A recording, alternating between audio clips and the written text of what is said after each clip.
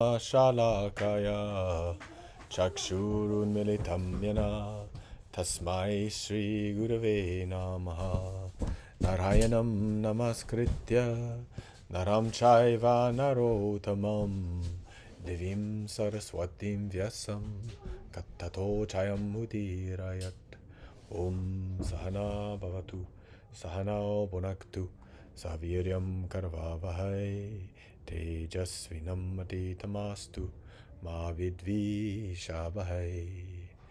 Hare Krishna, Krishna Krishna, Hare Hare, Hare Ram, Ram Ram, Hare Hare. Jai Bol.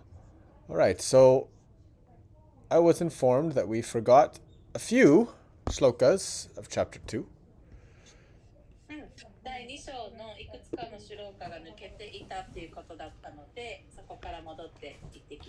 Including one of my favorite ones, so I am obliged to go back.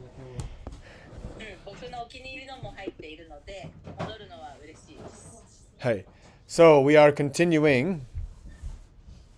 Niten should be Niten Goju Nana, ne? Okay. This is the one, I believe.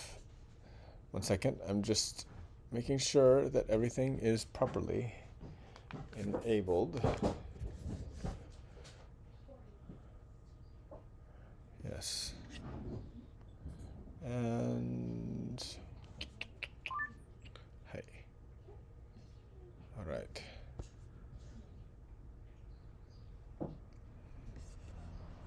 So, Niten Goju Nana. Sorry. Hi. Take me a second to get. Sorry about that. Sorry about that.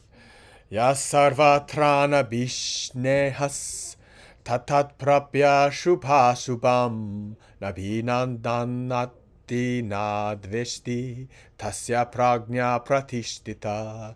Yaha sarvatrana bishnyas Tatat prapya subha shubham nabhinandati nadveshti tasya pragnya pratishtita. In the material world, one who is unaffected by whatever good or evil he may obtain, neither praising it nor despising it, is firmly fixed in perfect knowledge.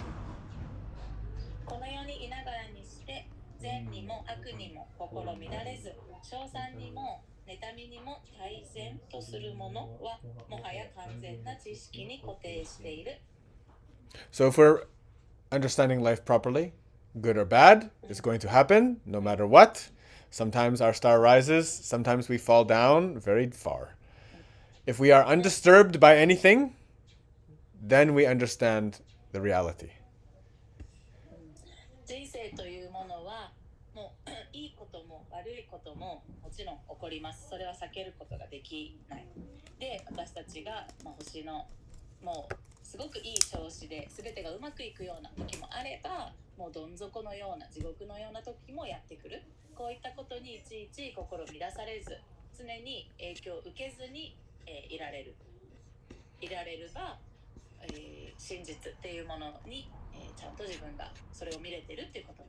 Actually, to be in this state of equanimity, it's not really possible unless you have God, Krishna.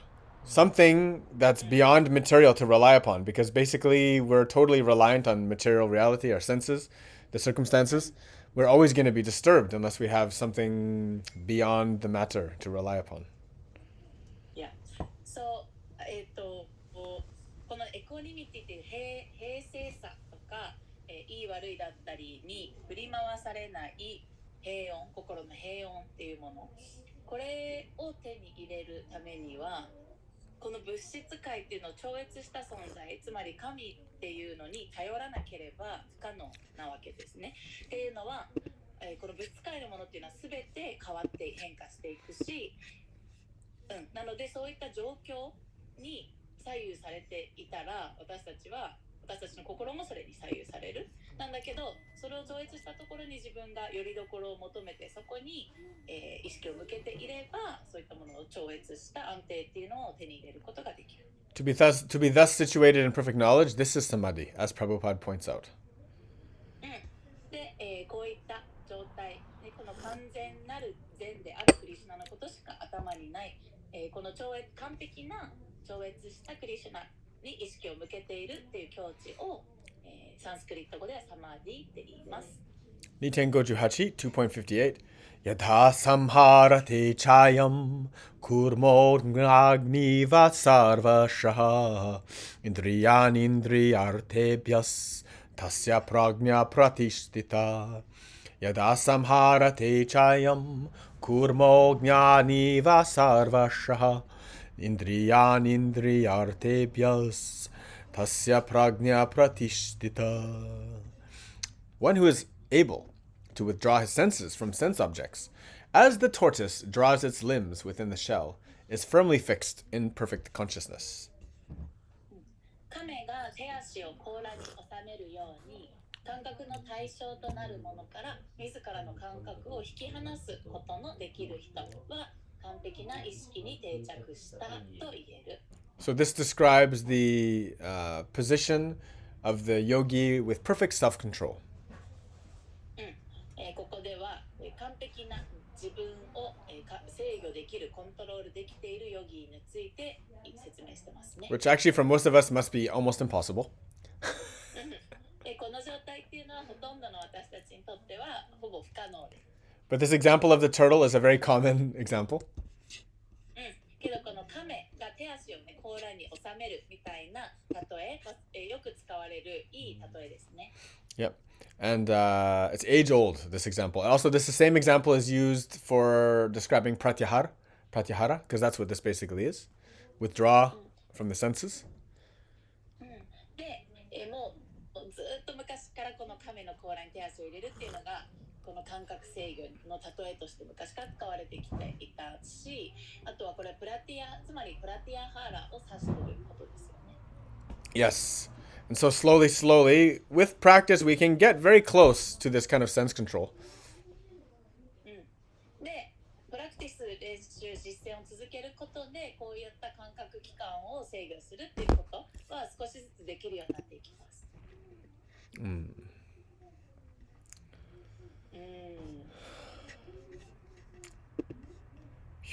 Next, let's go next one. Niten Goju Q.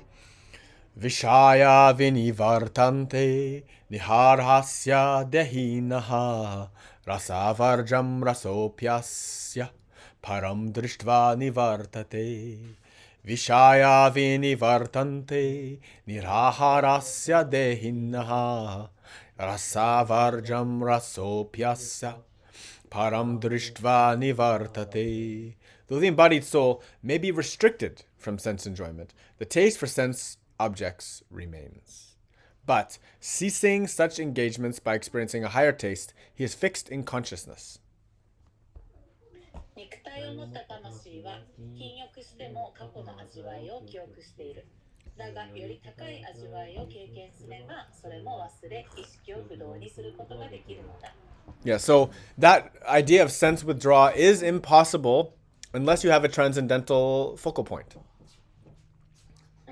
で、この超越的なものに対して自分の意識を向ける、集中させていかない限り、この感覚を制御するっていうのは不可能なわけですね。Yeah, there's no way to really get yourself off of any addiction unless you have something else to focus on.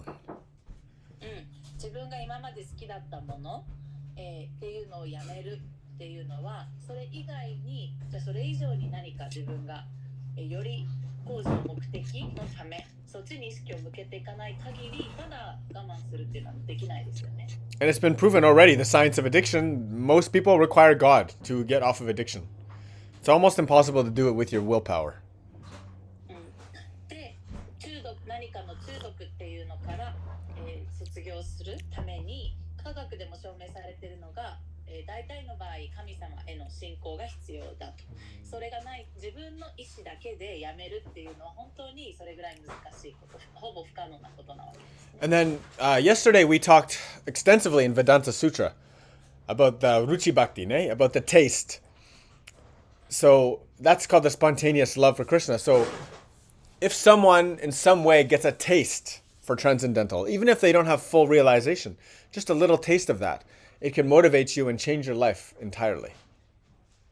で、昨日水曜日の哲学クラスでベーダンタスートラっていうのを読んでいでそこでルチバクティという、神への自分の心惹かれる趣味思考みたいな感じに惹かれるその様っていうのを、得たら、そういった超越的な神とつながるということに対する、自分の欲求みたいな、そういうのを得ると、それがね完全なもう神への目覚めっていうわけじゃなかったとしても、ちょっとでもそのテイストを得るって、その味わいをちょっとでも感じたら、こういったその他の物質界のものっていうのから離れていくっていうのが容易になっていきます。So it means actually like self-control. So next one, we'll do Niten Rukuju.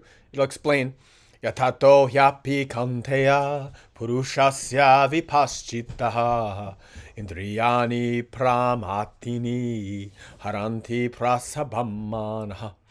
Yatato hyapi kanteya purushasya vipaschitaha indriyani pramatini haranti prasabhammanaha. That the senses are so strong and impetuous, O Arjuna, that they forcibly carry away the mind, even of a man of discrimination, who is endeavoring to control them. アルジュナよ、感覚の欲求は非常に強く激しく、制御しようと努める分別のある人の心さえも力ずくで奪い去るのだ。Yes. Willpower enough is not there. So we have that. Prabhupada brings up Vishwamitra. He's a very famous Saptarishi. He's very famous yoga asana too, Vishvamritasana. So his famous story is that he was a rishi. No, he was a king. Sorry, he was like a king, and he saw Vashista, and he thought, this man, even though I'm the king and I have all the money, he looks happier than me. So I'm going to renounce everything and become a sage. And so he did. And he was very much focused. He had great concentration, power of will. You can translate that. Okay. で、じゃあこの例えとしてビシュバミートラっていうね、アーサナの名前でも有名な聖者が出てきます。これ彼の物語。で、ビシュバミートラはもともと王様だったんだけど、バシスタっていう聖者に出会って、で、バシスタは何も持っていない、もう放棄している聖者なのに、全てを持っている王様の僕よりも全然幸せそうだと気づいて、僕もじゃあバシスタのように、王の座を捨てて全て捨てて、放棄者に修行者になろうと、で、厳しい苦行を行っていったわけですね。Yeah, and then so he was really endeavoring for full power concentration. He met an apsara named Menaka. で、彼はもうすごい厳しい苦行をしながら、本当に感覚器官を制御させて一点集中してっていうのをずっとやってたんだけれども、そこで、メナカっていう存在に出会ったわけです。Actually, Vishvamitra's meditation was so powerful that Indra was freaking out that he would take over his position. So he sent down Menaka to tempt him, to take him away from his meditation. で、っていうのはね、ビシュバミータラの瞑想がものすごい強くて、で、パワーが力を持っていたものだったので、インドラっていう神様がちょっとビビっちゃって、やばいぞと、僕の座が、ビシュバミートラに奪われちゃうかもしれないって恐れ始めて、インドラはじゃあビシュバミートラの集中、瞑想の集中をちょっと邪魔しようって言ってメーナカを誘惑するために送り込んだわけ。誘惑するためにメーナカを送り込んだ。So, eventually his attention was broken. で、最終ビシュバミートラの集中、瞑想っていうのがこの誘惑によって溶けてしまい、She was one of the most beautiful and intelligent women that ever was. So they say. で、このメーナカっていうのはもう本当に世界の歴史上一番と言っていいぐらい美しく、とても知性のある方でした。And actually, she ended up falling in love with him too. メナカもビシュバミートラに恋に落ちた。She got pregnant. 妊娠して。And she had a child called Shakuntala, who's very, very famous in Indian history. Shakuntala is a very, very famous poem. She's a very famous character. Like, this is old, ancient India. She was the mother of the Emperor Bharat, who's the very, very, very first emperor. で、ビシュバビトラの間にはシャクンタラっていう子が生まれて、でシャクンタラはすごくインドでも本当にみんなが知っている物語で、シャクンタラはインドの、昔の国名バーラッタの皇帝の一番最初の母だったって言われています。Yeah. Yes. And so Vishwamitra, like, even though he was great, he was considered a Raja Rishi. He's like a royal sage. He's one of the greatest of all. でビシュワミトラはもう本当に素晴らしい修行も素晴らしかったし、到達していった領域も素晴らしくて、なので王族から来た聖者として、一番偉大な存在のうちの一人でした。Yeah. And apparently he was the main author of the third mandal of the Rig Veda. で、ビシュワミトラはリグベーダーの3つ目の、編集者というか著者とも言われています。Yeah. And then so he had a fall from grace, right? He became distracted. で、彼はビシュミトラは修行っていうのが女性によって断ち切られちゃったわけですね。Yeah. Oh, nay. I just found this nice thing. If you want to hear the temptation, the story of temptation. Do you want to translate it? Okay. Let's do it. And the timid and beautiful Menaka then entered the retreat and saw there Visvamitra, who had burnt by his penances all his sins. で、美しいメナカが、苦行によってすべての過去の罪を燃やし尽くしていたビシュワミトラに出会った。He was still engaged in his serious tapas. その出会った当時はビシュワミトラはまだその真剣なタパスの苦行を行っている最中。She saluted the rishi. で、メナカはビシュワミトラに敬礼をして。She began to sport before him. Sport before him? Like, I don't know. Flirt with her body, I guess? Okay. で、メナカはビシュワミトラの前で、魅力的な動きを見せたわけですね。Yeah. So then the wind blew her garments off. Like they kind of like made her garments blow off. で、そこで風が吹き、彼女の服が、着ていた布がちらっとめくれた。And then she was like, oh, she ran to grab her clothes. Okay. で、服が飛んでっちゃったのかなって彼女がそれを走って取りに行って。Yeah. And then Vishwamitra watched the whole thing because she was very annoyed with the wind. She became angry with the wind that he would do such a thing. で、ビシュワミトラはその様子をずっと見てた。メナカはその風によって服が飛んでっちゃった。それにすごく彼女はイライラしちゃってました。So at that point he broke his chastity. そこでビシュワミトラは自分の禁欲の誓いっていうのを破った。Yeah. And then so eventually Vishwamitra decided, I'm going to go back to serious penance, back to tapas. で、後ほどビシュワミトラは僕の真剣な苦行に戻ろうと決めました。Yeah. And then so he attained his rishi status again.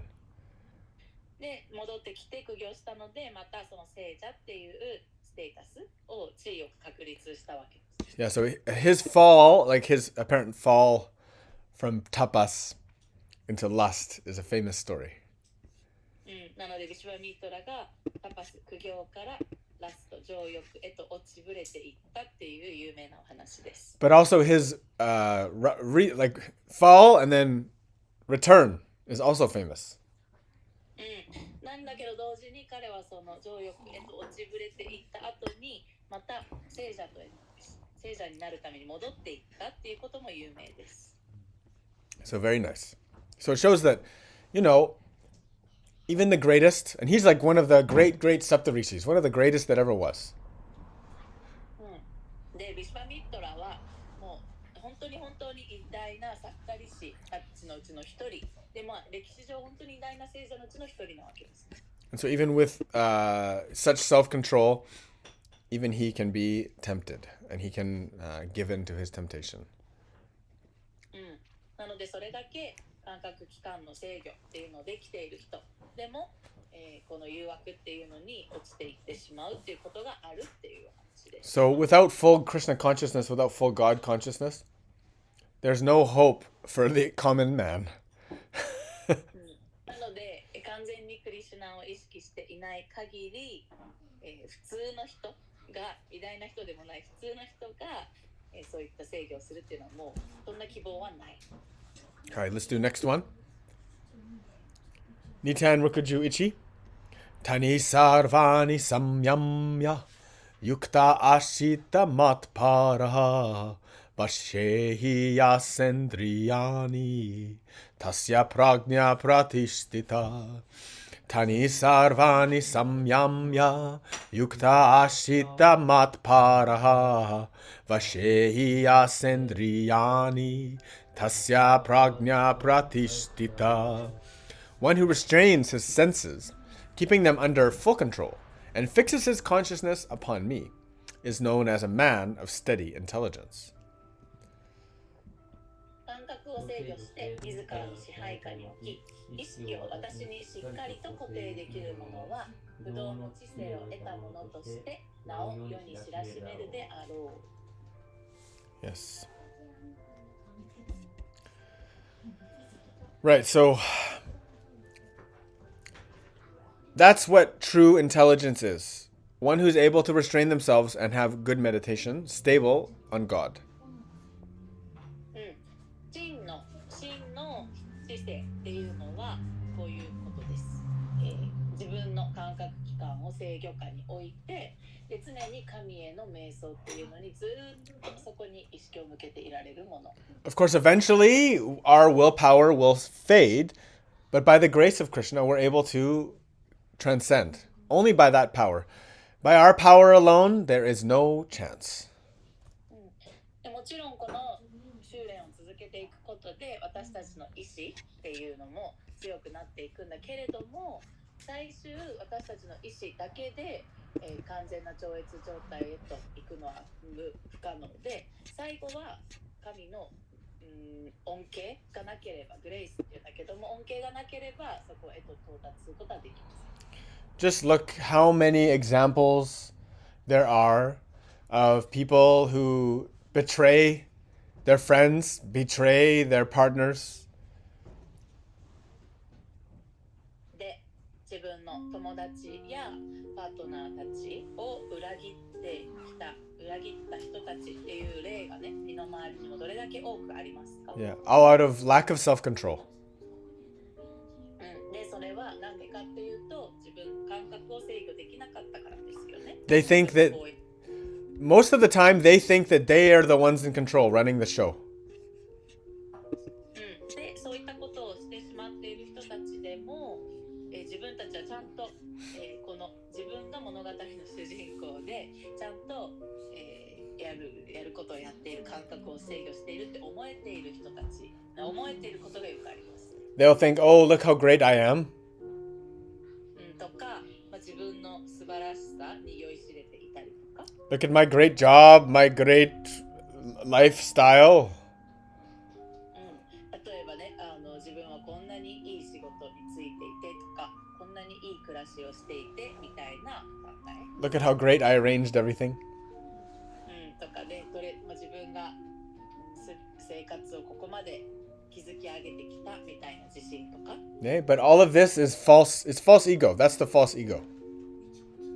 だけどこういう思い込みっていうのは全部ヨガでいう誤った自我意識なわけですね。Yeah. They allow themselves to fall just because they think they're the doer. So that's really the main reason why we can't control ourselves, because we start to take credit for our willpower. We start to think that we're the ones that can make the choices. で、そう思い込んでしまうこと、つまり自分が全てをやっていて、自分が全てを成し遂げてきているっていう、自分が行為者だって思ってしまっていることが、最終自分の感覚をコントロールできなくなる、またはしなくてもいいって思っちゃう、勘違いする原因で、こういった人の勘違いは、自分が全ての選択権を持っていて物事を動かしているって思い込んでいるのが間違いですね。Look at the last 2-3 sentences in the purport.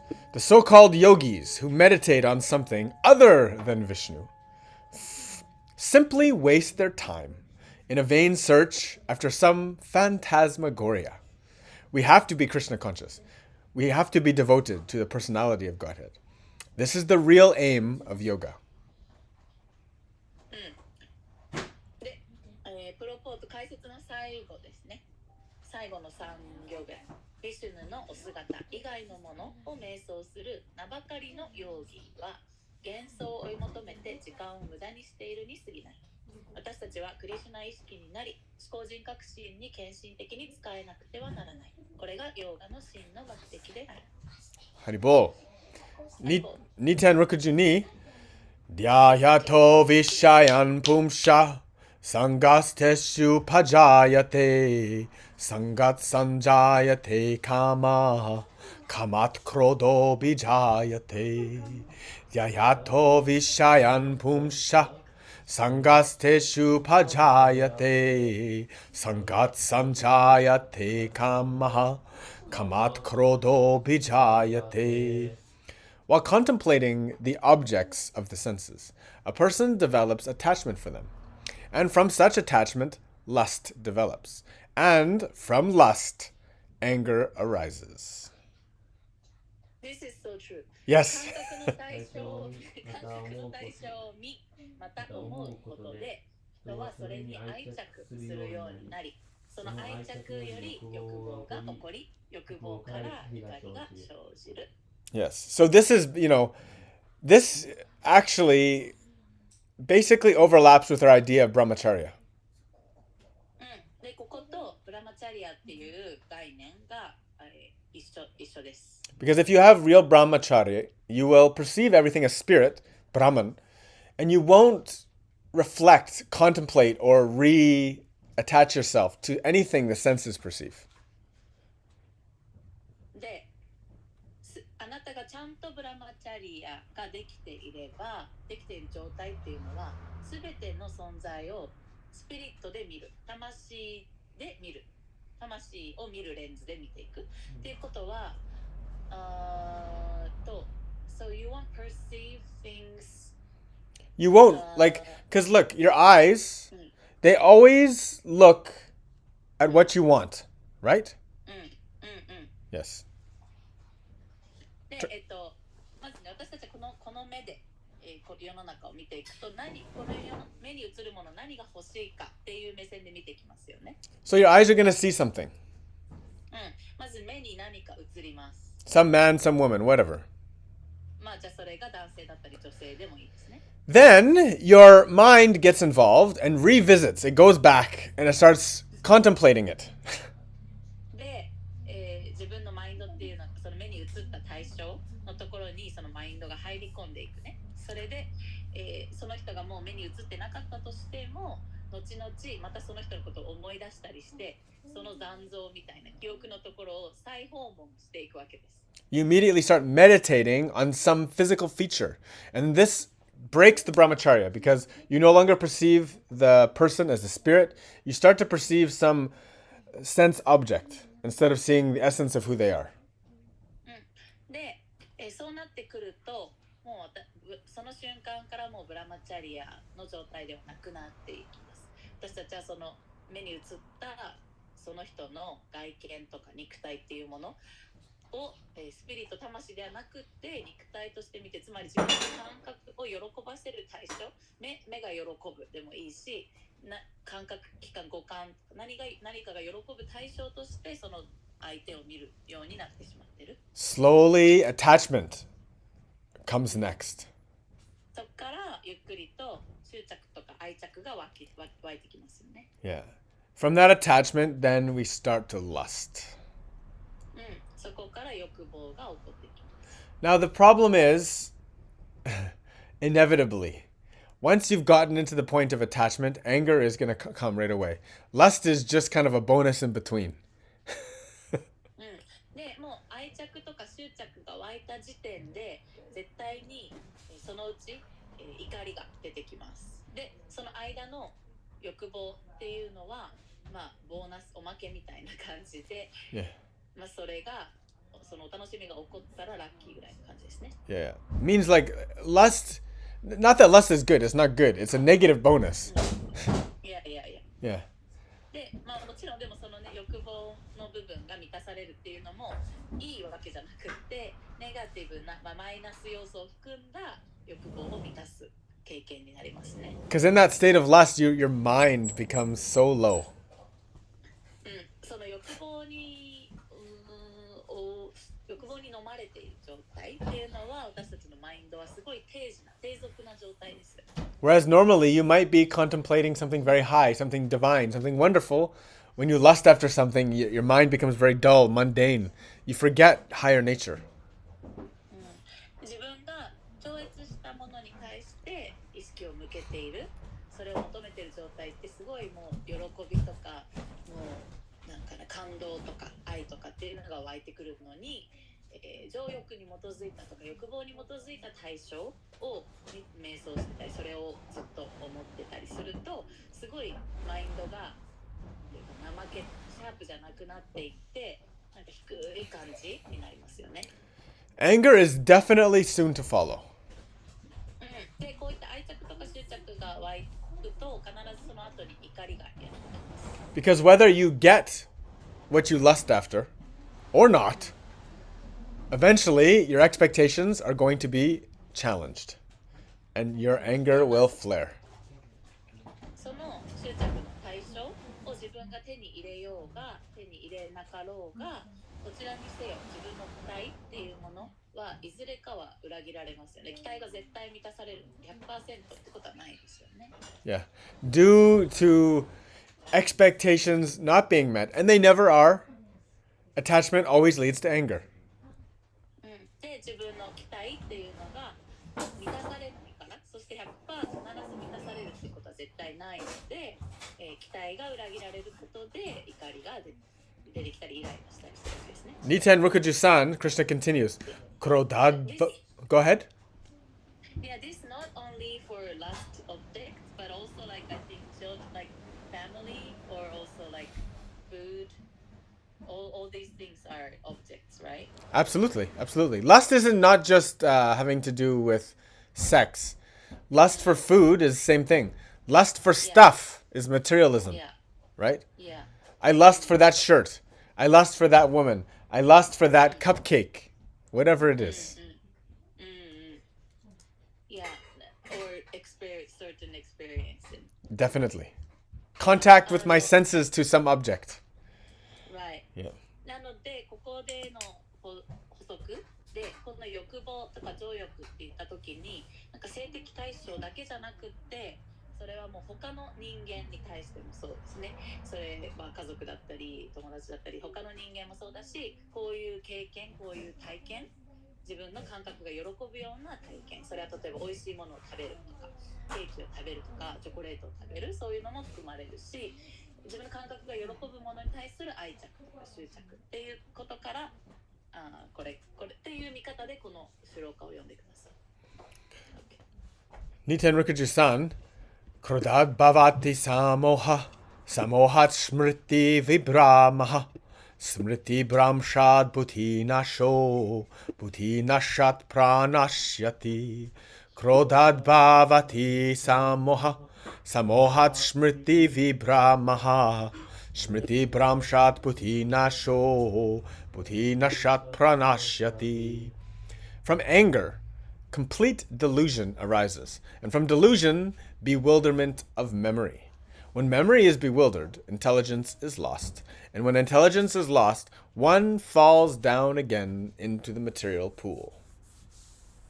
怒りに気が迷って妄想が生じ妄想によって記憶が混乱し記憶が混乱すれば知性を失いその結果人は再び物質の溝に落ちる。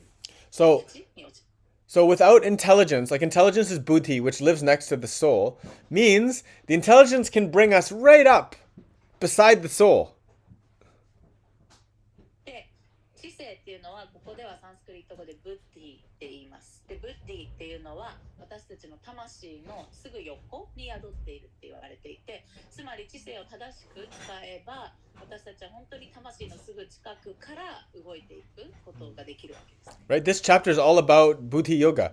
Krishna is always talking about an intelligent person knows that the soul is eternal. The intelligent person knows that the body is temporary.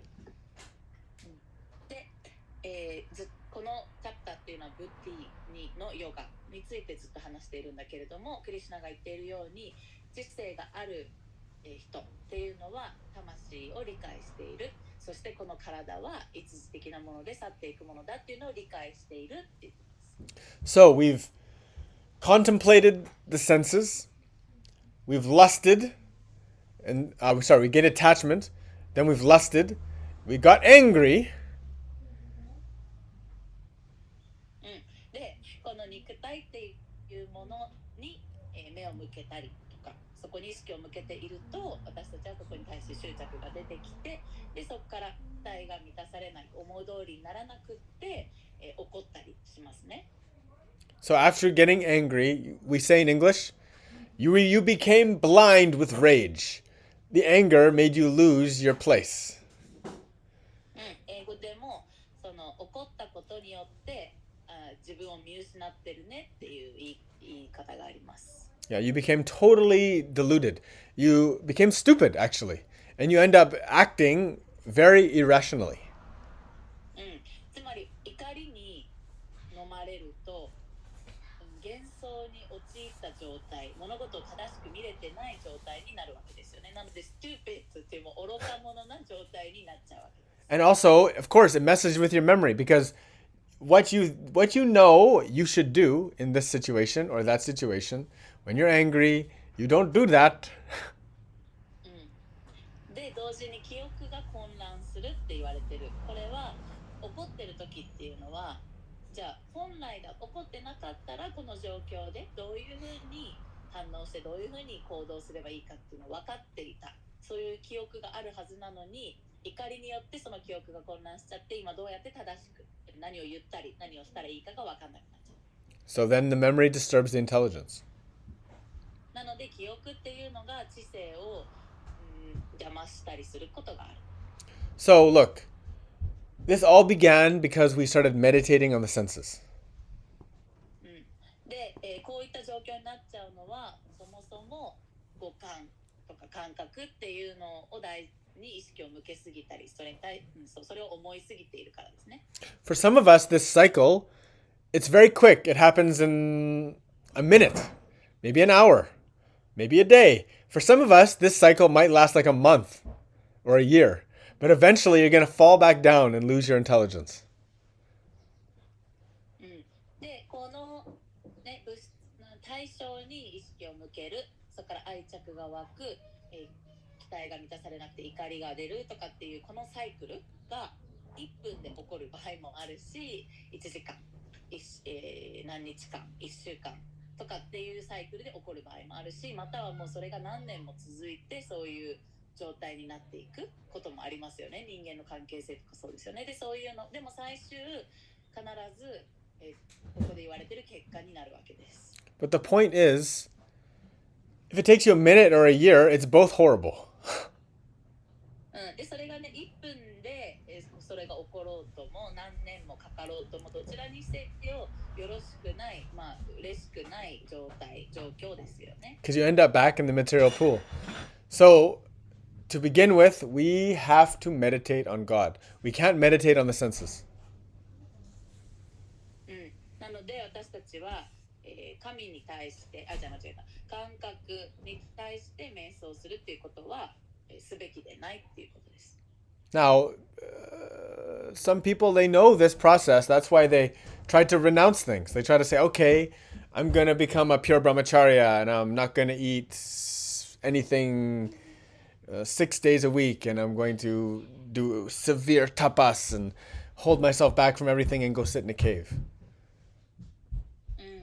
で、もうこれを学んだ人の中では、じゃあもう物質の対象っていうのに私たちが執着愛着しちゃうんだったら、物質の対象は全部放棄しようって決めて、じゃあ例えば、週に5日は断食して、で物をすべて手放して、関係性も手放して、洞窟で瞑想し続けようっていうふうに決める人もいます。Now, Prabhupada makes a good point. So some people, they take the impersonalist route, and then because of this, they don't want to eat anything nice or enjoy anything. They completely hold themselves back because they think if I enjoy something, I'm going to get involved in it and it's going to lead to me falling down.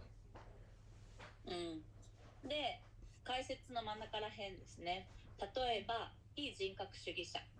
非人格主義者っていうのは、神には人格、性格とか姿があるって認めてない人ですね。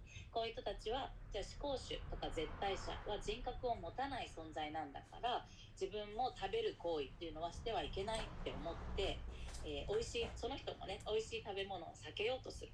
だけど、そうでね、美味しい食べ物とかを食べてしまったら、自分もその美味しい食べ物のトラップに罠にかかり、そこに、振り回されで、そこに執着が生まれちゃうから、そういうのを避けようっていう考えをする人もいます。But the one who actually knows about Krishna knows that he likes prasadam. So they offer prasadam, the best they can give, and then they take the remnants. And then this spiritualizes the food. This allows for them to enjoy because they're not enjoying for themselves. They're enjoying for Krishna. And everything becomes a nice offering from there. で、なんだけど献身者はクリシュナに喜んでもらいたいっていう気持ちで、クリシュナが全てを楽しむ存在なので、愛情を込めて美味しいものをまず神様に捧げます。で、それはプラサーダムとなって、で、その神様にまず捧げたものをお下がりをいただく。で、こういうプロセスを踏めば、食べ物がプラサーダムになって、そうするとそれが精神化される。で、聖なるものになる。だから、自分が楽しもうと思ってそれを取っている、食べているんじゃなくて、神様を喜ばせるためにそれをやってるっていうのが意識の違いです。And then Prabhupada has the last two sentences here. The impersonalist, therefore, cannot enjoy life due to his artificial renunciation. And for this reason, a slight agitation of the mind pulls him down again into the pool of material consciousness. It is said that such a soul, even though rising up to the point of liberation, falls down again due to not having devotional service.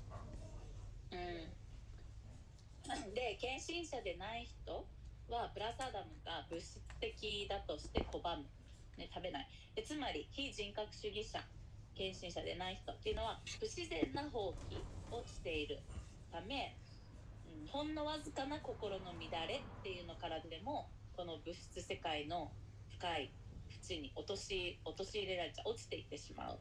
ですごく修行とか勉強とかによって苦行によってすごい、悟りの境地まですごく近づいたにもかかわらず、ちょっとの何かによって、また落ちていってしまうっていうことがある。で、最終人生を楽しむことができない。献身欲しっていう支えがないとまた落ちてしまうって言っています。Jai Bol Hari Bol. Nitan Rukuju Young. Ragha dvesha vimuktaistu vishayan indriyaishcharan atmayash vyashyar videyatma prasadamadi gacchati. Ragadvesha vimuktaistu vishayan indriyaishcharan atma vaishyar videyatma prasadamadi gacchati. But a person free from all attachment and aversion and able to control his senses through regulative principles of freedom can obtain the complete mercy of the Lord. しかし、あらゆる執着と嫌悪から離れ、解放のための規定原則に従って感覚を制御できる者は主の完全な慈悲を得ることができる。Yes, very good. So in this way, the what we talked about yesterday, that Vaidya Yoga, that was taking the rules, the regulative principles, it actually propels them on the path towards Raganuga Bhakti. So it's very essential that we do have those principles to help us.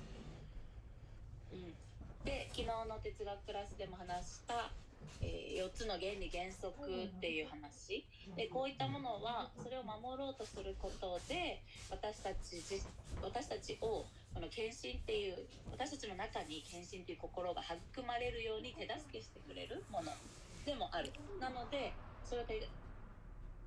この規定原則っていうのに従うっていうことはすごい大事で、それによって私たちの中でバクティが育っていくっていう話でしたね。Nice. Nitan. This purport. Yes. Very, it's great. Yeah, of course. You can try to control the senses, but unless you have the transcendental service, the Kenshin Hoshi, you're gonna fall down. Yeah. 感覚をコントロールしようってで、つまり不自然な方法で上辺だけ感覚を制御しても結局、思考主の奉仕に使ってな感覚を思考主の奉仕に使ってなければ堕落してしまうっていうリスクがある。Yeah, and so the idea is that you're doing everything for Krishna. で、大事なのは楽しむとか楽しまないっていうことも全てクリシュナのために行っているっていうこと。Yeah, he only does things that Krishna wants him to do. で、クリシュナがやってほしいって望んでいることをやる。Yeah, and then in that way you attain the grace. そうすることで神の慈悲、グレイスっていうのを受けることができる。Yeah. So the real yogi is invisible. You can't really tell what they're doing, what's going on inside, right? で、だから真のヨギっていうのは外から見ても分かんないわけです。その内側がどうなっているか。Yeah, of course. All these purports are great. They look like they're enjoying the senses from the outside. Yes. But in reality, they have no attachment for these enjoyment. Yes. This is such a slippery slope, though, you know. It's so easy for someone to put on a show like that. Yeah. It's very difficult. Yeah. ここね、すごい難しい際どいラインなんですけど、完全にクリシュナ意識である人は感覚を楽しんでいるように見えることがあっても、実はその行動に何の執着もしていないっていうところ。これ外から見てわからないので、際どいラインですね。Right. So I think those are all the ones we didn't do, right? That's 64. Yeah, I think from 65 we did. I remember. No, I took over from 70. Okay, so we'll do 5 more. Yeah. Okay, Niten Rukuju go. Prasade sarva dukanam hanirashyo pajayate prasana chitta sohyashu buddhiha paryavatishtate. Prasade sarva dukhanam hanirasyo pajayate prasana chitta sohyashu buddhiha paryavatishtate. For one thus satisfied in Krishna consciousness, the threefold miseries of material existence exist no longer. In such satisfied consciousness, one's intelligence is soon well established. クリシュナ意識に満ちた人にとって物質界の三重苦は消滅し、この心満ち足りた境地において速やかに知性は安定する。So look, to be satisfied in Krishna consciousness means when you follow the 4 regulative principles, you don't miss the drugs, the alcohol, the meat. You don't miss the illicit sex. You don't miss any of that stuff. You become happy without having to engage in such activities. じゃあこのクリシュナ意識に満ちた人っていうのがどんな人かっていうと、4つの原理原則っていうのをに従ってそれがもう安定している状態、つまりドラッグとかアルコールとかお肉とかそういったものを欲さないし求めもしないってことは、そういうものに頼らなくてももう生きてるだけで心の平穏があって満たされていて幸せだっていう状態です。You become satisfied with simple life. 本当質素な生き方をしていて、それだけで幸せって満ち足りてるって感じられる状態。You don't have a craving to do. You don't need to stimulate the senses like that. あれをしないと満たされない。こういう刺激が欲しいとか、これがどうしてもこれがないとっていうイライラモヤモヤとかがない。How many people can say that? ね、それを自信持って言える人ってどれぐらいいるんですかね。I see so many people, they pretend to be happy, they say they're happy, oh, I'm doing so good, yeah, but they're messing around so much. で、私は基本的に常に幸せですみたいなふうに言う人っていっぱいいるけど、実はそういう人たちだって、いろんなことをやらかしてたりするわけですね。Yeah. Yes. Alright, Niten Rukuju Ruku.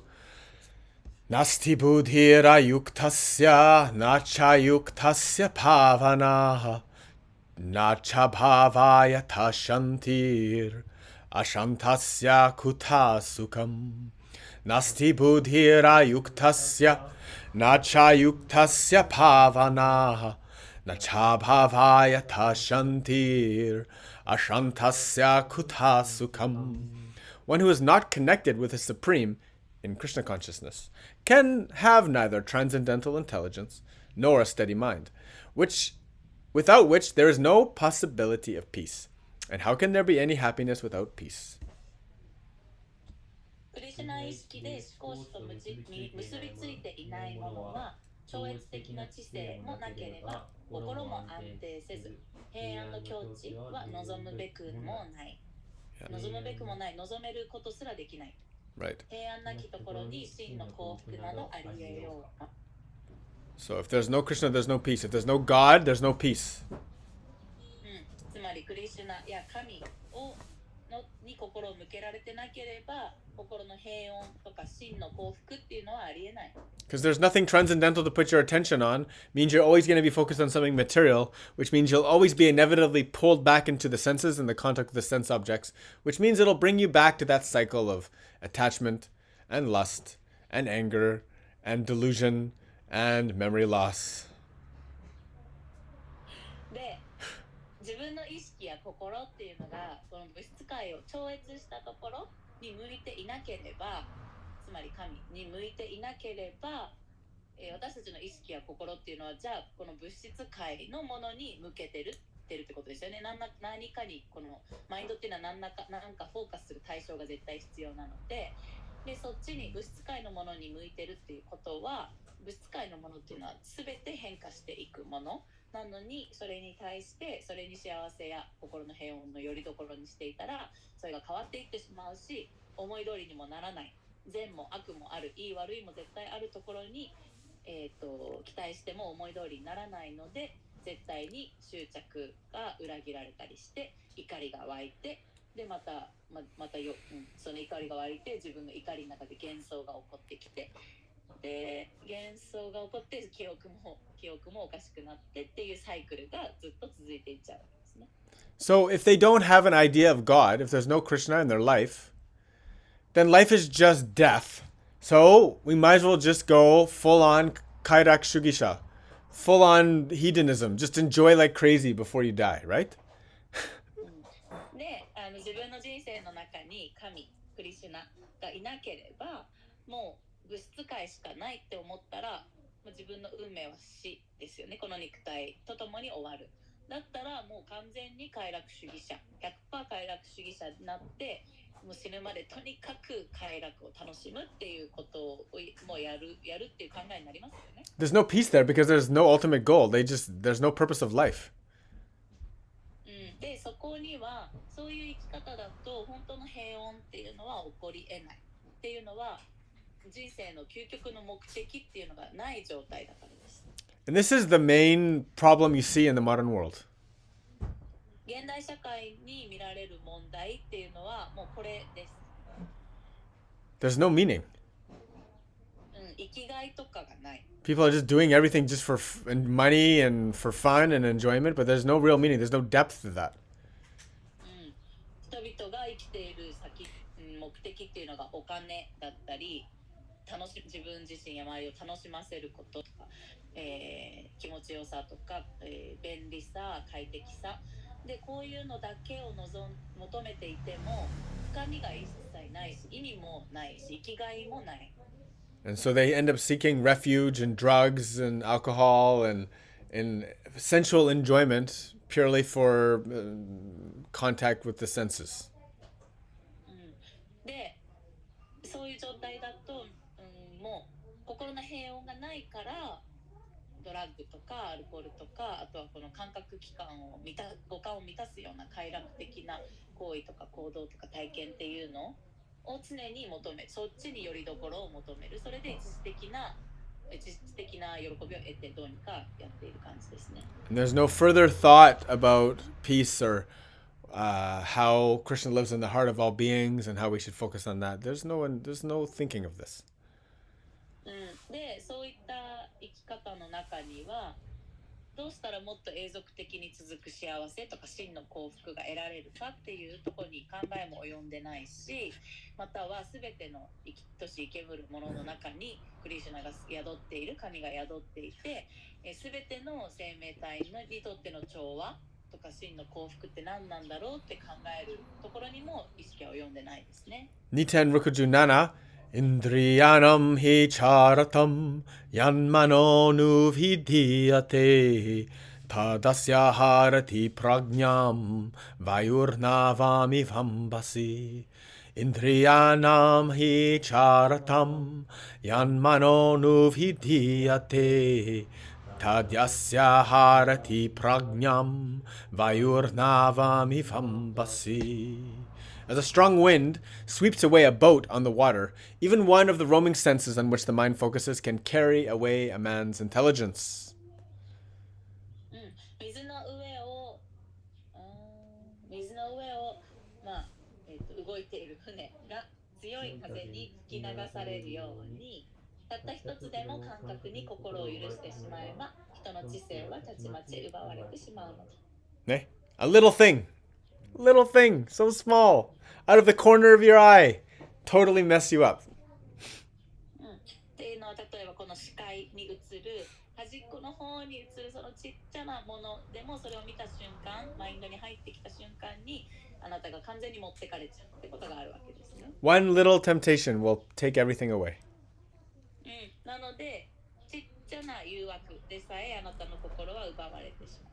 Yeah. So this is why it takes a long time to understand where to fix the attention.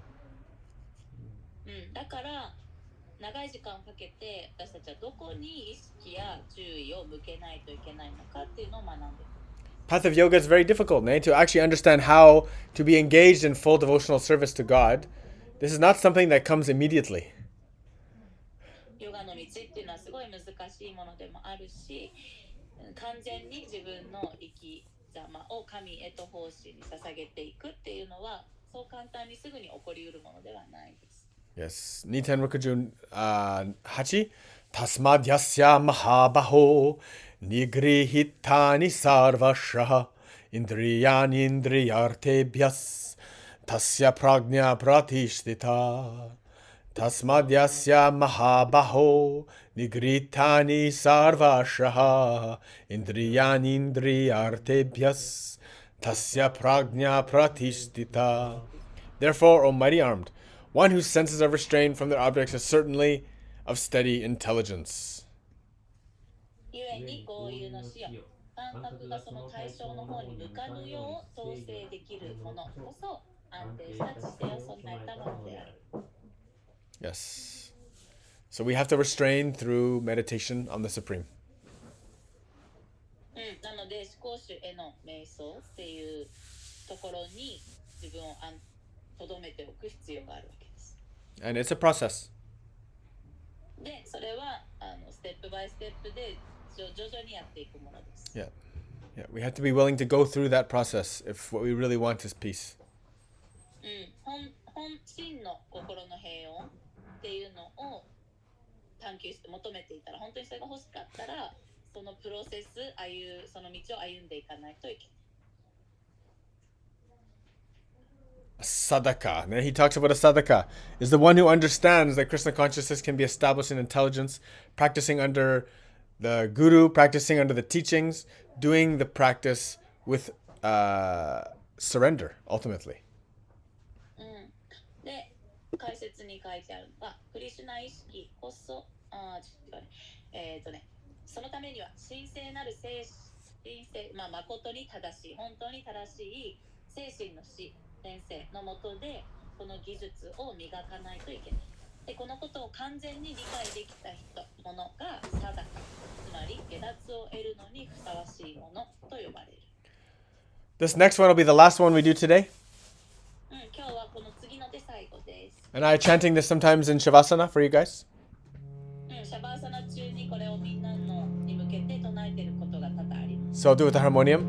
Yanisha sarva bhutanam tasyam jagarti samyami yasham jagrati bhutani sanisha pashyato muneha Yanisha sarva bhutanam tasyam jagarti samyami yasyam jagrati bhutani sanisha pashyato muneha.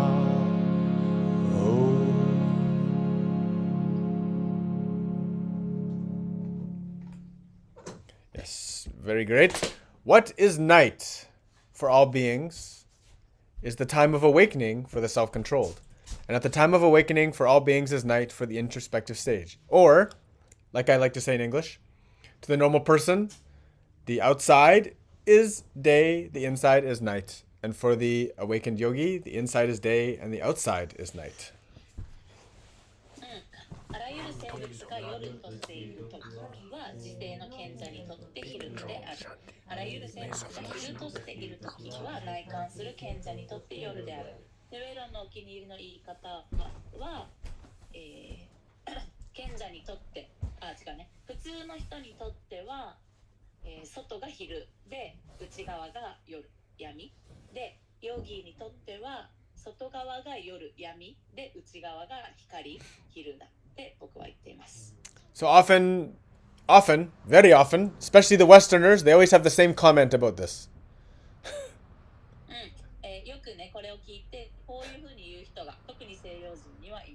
Every single one I've ever talked to, they have the same comment.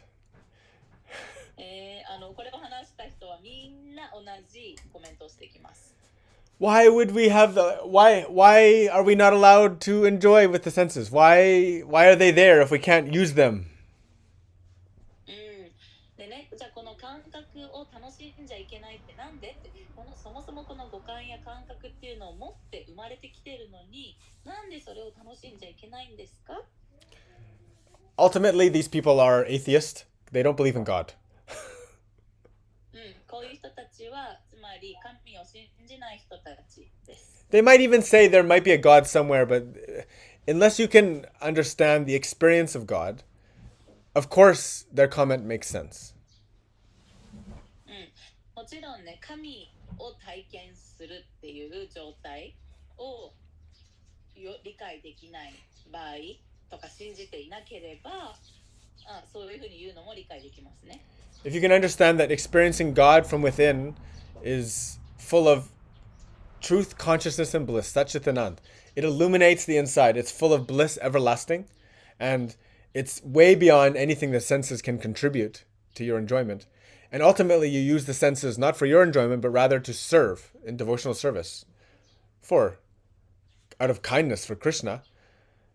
This shloka will not make sense to you until you understand that. で、自分の内側で神を感じる、体験するっていう経験がサッチタナンダであるっていうことが理解できない。サッチは真実、チッは意識、アナンダ至福。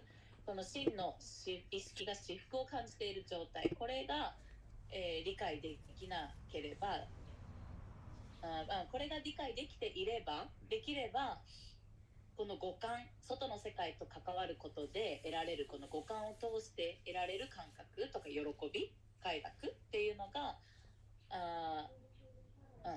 これはその内側で神を体験した時に感じられる至福に比べたら全くもって大したことじゃない、五感の快楽がっていうのに気づくんだけれども、それを理解していなければ、このシュローカが言っている意味も理解できないです。Requires faith and humility. で、すみません、さっきの訳し忘れがつまり内側で神を感じるっていうことが一番の至福だっていうのが分かれば、この五感っていうのも神のために、神の奉仕のために使おうっていう意識になる。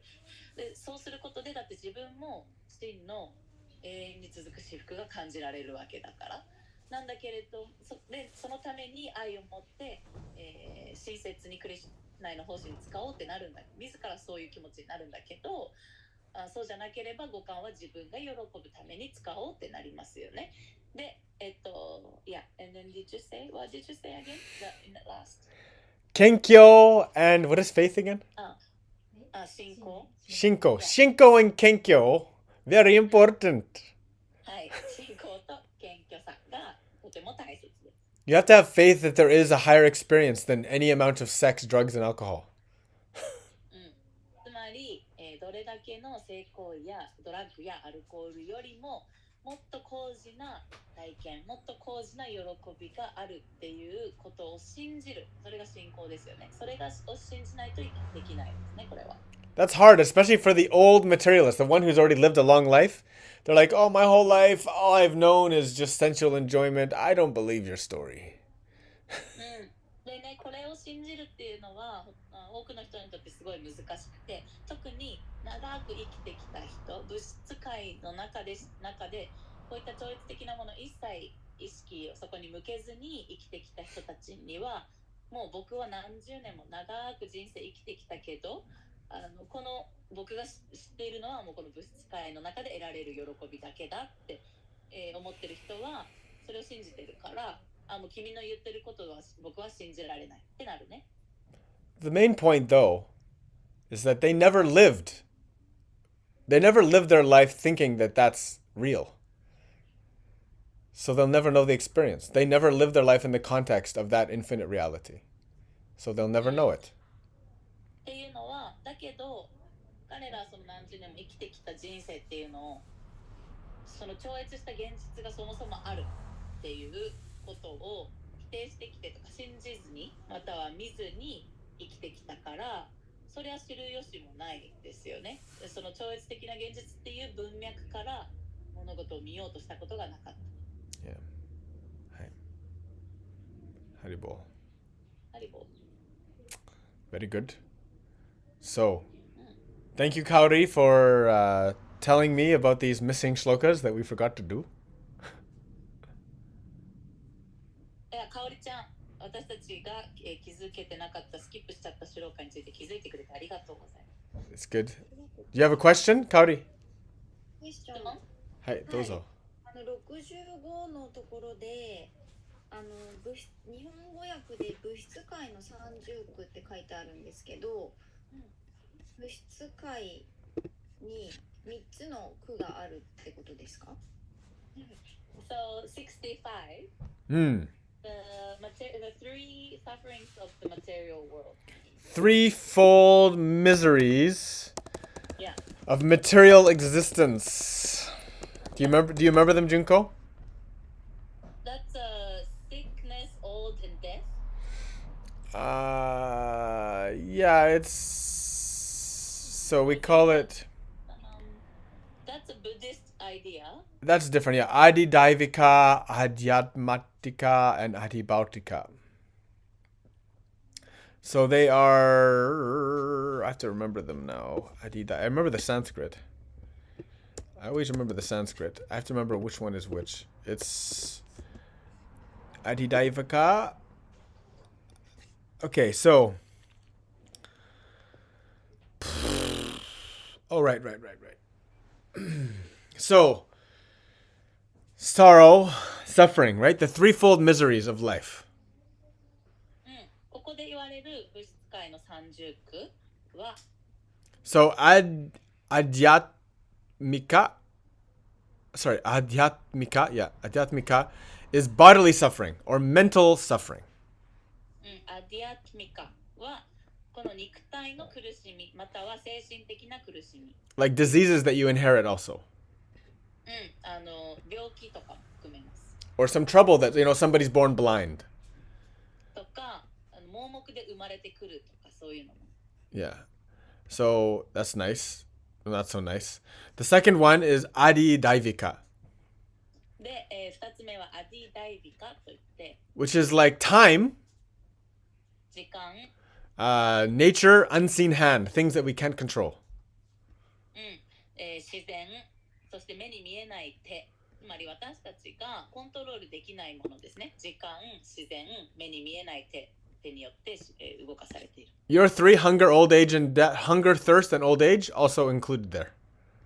この中に、お腹すくことや老化する死も含まれています。And then adi bautika is like something caused from another being. Like a wild animal, a snake, or an enemy. 3つ目はアディバイティカ Adi bautika. アディバウティカは、外側のものからに起因する外側のものによって起こされる苦しみ、例えば天敵とか蛇とかですね。Jai Shri Ram. If you have transcendental consciousness, these three things have no effect on you. で、超越した意識を持っていれば、こういった3つのことはあなたはそれに一切影響を受けません。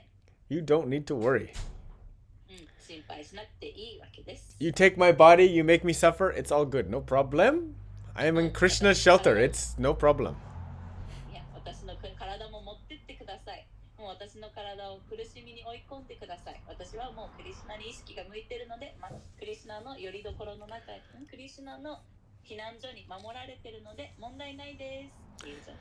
You know, yesterday I told you the story in Jagannath Puri when I tried to see the temple. 昨日のクラスで話したインドのジャガナップリっていうところのテンプル、寺院をね見たかった。その中にあるジャガナットを見たかった。I really wanted to see, I really wanted to see the temple so much. I wanted to go in. I wanted to see Jagannath because I was there way after after the yatra, the Ratha Yatra. So I missed it. So I couldn't see him and I wanted to get darshan. And so, yeah, go ahead. で、めっちゃ見たかったんです。その寺院の中に入って寺院に祀られてるジャガナットを本当に見たかったっていうのは、みこしみたいにジャガナットがね祀られてる神が外に出てって街中回るっていうお祭りを見逃しちゃったから、寺院の中に入んないとそれが見れないので見たかったんだけど。So I was very disappointed. 見れなくってすごいショックだった。Next day, I was in the jungle. 次の日ジャングルに行って。I got bit by many mosquitoes. でたくさんの蚊に刺され。I got malaria. マラリアかかっちゃいました。And I suffered very, very, very bad for the next 2 weeks. そっから2週間めちゃくちゃ苦しみました。Biggest suffering of my life. もう人生の中で一番苦しかった時ですね。But I remember being in like the peak of my suffering. でも一番そのね痛みや苦しみが大きかった時に思い出しました。I remember being like, "Oh God, thank you so much for this great experience." もう神様このねこんだけの大きなこんだけ素晴らしい経験を僕にさせてくれてありがとうございますって思いました。I was just thinking about how great. I was like, God, how great you are. You give me this beautiful experience. How great. もう本当こんなに美しい経験を僕に与えてくれて、どれだけ僕はそれに感謝しているか本当にありがとうございますって思いました。I was completely out of my mind, I remember. もう完全にあれだよね、心の論理とかそういうのがもう理性とかを超越した超えた状態にいっちゃってた感じだね。But I had this great feeling that doesn't matter. I was so happy. I realized. でだけどね、肉体は本当に苦しいし、けどもうそういうのももうどうでもいい、大丈夫だって、もうとにかく僕は幸せだっていうところにっていうふうに感じてました。So with just a sliver of faith, all of these 3 problems is no problem. なののでその信じるっていう心がちょっとでもあれば、こういういろんな苦しみや問題や障害っていうのも大丈夫っていう境地にここの心になれるね。Yeah. あ、Yes. のりこ先生。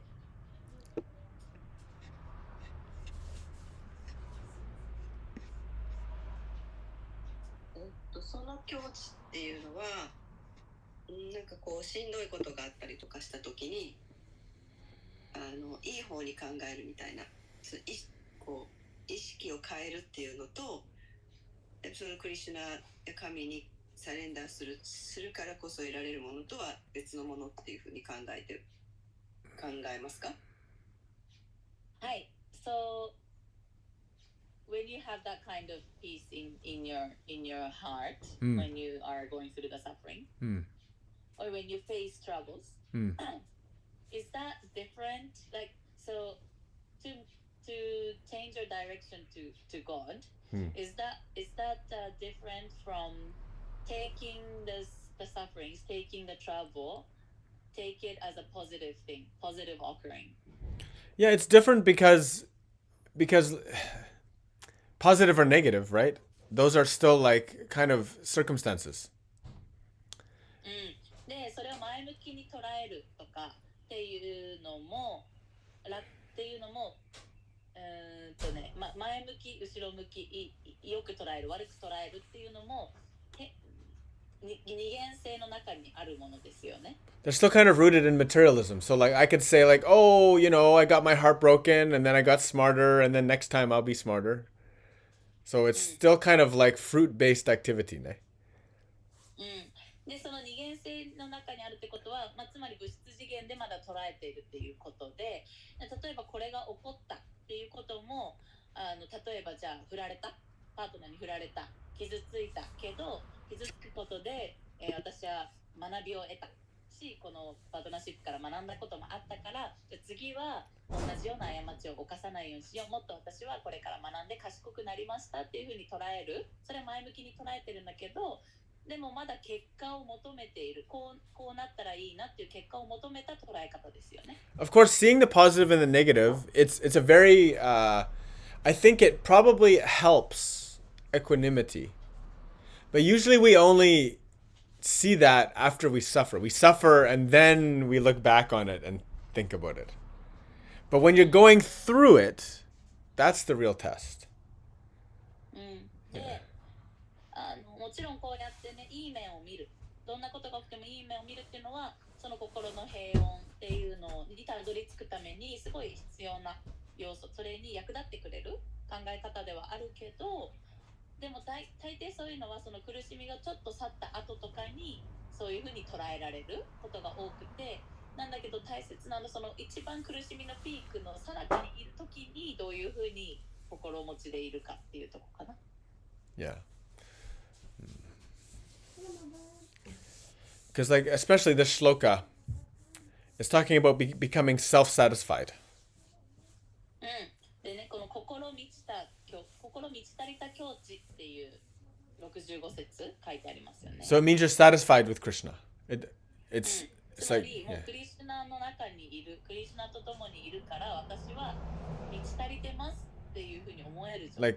like oh my Lord, take everything away from me, please. No problem. All I need is you. でも私からすべてを奪い去ってもいいです。奪い去ってください。もう私に必要なのはあなただけですからって言うじゃん。Like take away the good things and the bad things. Take away all the bonuses. Just take away everything. No problem. もういいことも悪いことも全部、もう障害物も全部持ってってください。Yeah.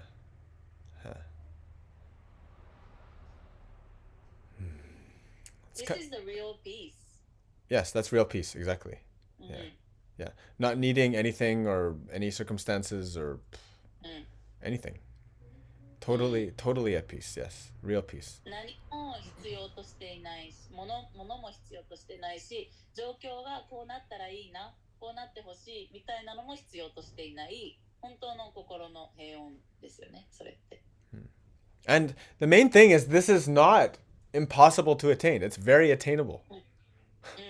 だし、この心の満ち足りた境地っていうのは到達するのが不可能なものでも全然なくって、実際全然到達できる範囲です。Yeah, that's the main thing.